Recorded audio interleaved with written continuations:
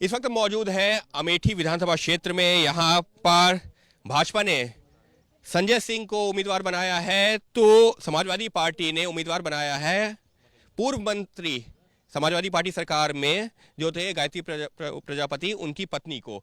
तो महाराजी प्रजापति जी हमारे साथ में है। मैडम, मुकाबला किससे देख रहे हैं? क्योंकि आप जो है जहाँ कहीं भी जा रहे हैं, आप यही कह रहे हैं कि आपके पति को गलत फंसा दिया गया। गलत फंसाए हैं हमारे पति को। हमारे पति निर्दोष है, हमारे पति ऐसे नहीं है। कुछ बुरा नहीं, किसी के बुरा भी नहीं चाहे हैं। महिला की बयान भी हो गई है। हमारी कोई सुन नहीं रहा है, न सरकार सुन रहा है, न न्यायालय सुन रहे हैं। हमारे पति निर्दोष हैं। लेकिन आप जगह जगह जा रहे हैं तो हमने देख रहे हैं कि आप भावुक अपील कर रहे हैं कि आपको ही जिता दिया जाए। हमका भाव कहता है इसलिए कि हमारे पति जेल में है, 5 साल से जेल में है। उनको सजा सुना दे निर्दोष होते हुए, तो हमको रोना आएगा कि नहीं? हम बिना पति के आज हमको उनका बहुत याद आ रही है। हम तो आज भी रो रहे हैं। हम कहाँ आंसू क्या डाल रहे हैं, कैंपल उम्पल, हम ये सब कुछ नहीं करते हैं। वो दिखावा वाला जो करते हैं वो करते हैं। राजा महाराजा का काम है, हमारा नहीं है। हमारा किसी से मुकालबा नहीं है। हम जनता के बीच में जा रहे हैं, जनता हमको चुन रही है। जेल में है तो वो याद करके आंसू आ रहे हैं। हाँ, पति जेल में है। वो आएगा नहीं, वो नॉर्मल बातें आएगा। मेरे पापा पति जेल में है तो हमको अच्छा लग रहा है। आज वो होते तो हमको ये नहीं देखना पड़ता। तो आप चुनाव मैदान में भी फिर आप नहीं उतरते? हाँ, चुनाव मैदान में तो पति के लिए हमने उतरे हैं, जनता के लिए उतरे हैं। हम जनता के काम करेंगे, जनता के विकास करेंगे, जनता हमारे साथ है बस। गायत्री प्रजापति जी की जो दोनों बेटियां हैं वो भी लगातार चुनाव प्रचार में है।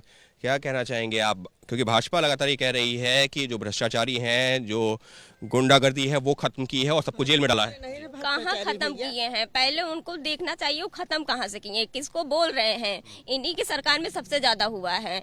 बताने की जरूरत नहीं है, आप सब भी जानते हो, पूरा जनता भी जानती है। इसलिए इस बार सरकार बदलेगी, अखिलेश भैया की सरकार बनेगी। 10 मार्च को नतीजे आएंगे, सबको पता चल जाएगा। लेकिन कह रहे हैं कि किसी को बेगुनाह को नहीं, जो भी दोषी हैं और अदालत ने दोषी करार दिया है, तो भाजपा की तरफ से आप लोग जो आरोप लगा रहे हैं उनका ये कहना है कि ये तो अदालती प्रक्रिया है ना, तो सरकार कुछ थोड़ी कर रही है। सरकार का दबाव था, ये हमें जानकारी है। अगर इतना दबाव नहीं होता तो मेरे पिता का बहुत पहले एक वो हो गया था, बेल हो गया था। 2 बार बेल हुआ था। एक बार हाई कोर्ट से हो चुका था और एक बार मेडिकल पे बेल हुई थी उनकी दवा कराने के लिए बेल हुई है। 15 दिन के लिए उनका बेल हुआ है। उसके बाद उस पर ऑब्जेक्शन किया गया सरकार की तरफ से ऑब्जेक्शन किया। सरकार सुप्रीम कोर्ट जाके वहाँ पे ऑब्जेक्शन करी और स्टे ले लिया गया। और उसी दिन, जिस दिन मेरे पिता की बेल हुई, उस दिन उनके ऊपर 3 मुकदमे और कर दिए गए। बीच में आप लगातार जो हम लोगों के साथ इतना गलत किया गया है। अगर हमें रोना आ रहा है तो लोग कह रहे हैं कि हमारे आंसू झूठे हैं। हम उन्हीं से कहना चाहेंगे कि जिसके पापा नहीं हूँ, मैं बहुत छोटी थी जब मेरे होंगी पिता के पास, वही जानेंगे।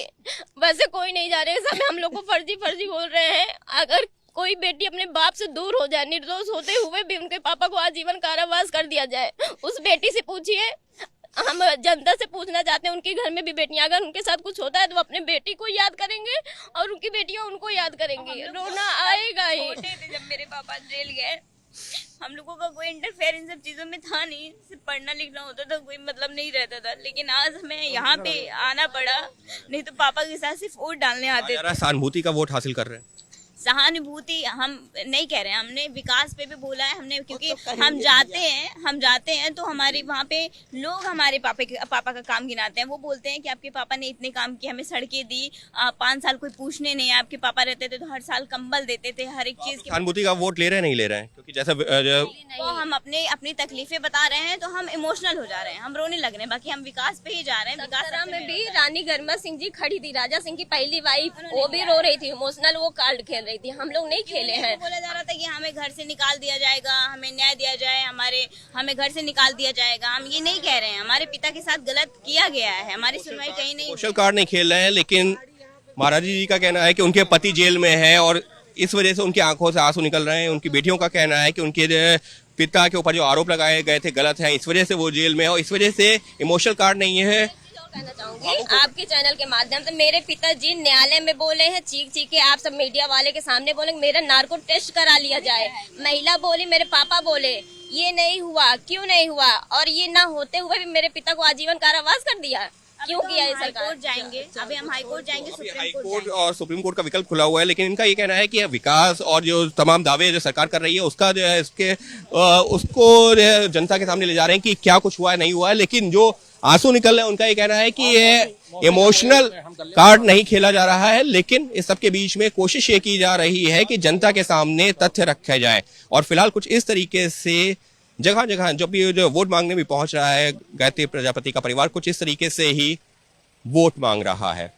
और अब फिलहाल मतदान क्योंकि चल रहा है, लिहाजा अपनी जीत के भी अब दावे कर रहा है उसी आधार पर। सहयोगी कैमरा पर्सन रवीश पांडे के साथ अंकित गुप्ता, एबीपी न्यूज, अमेठी।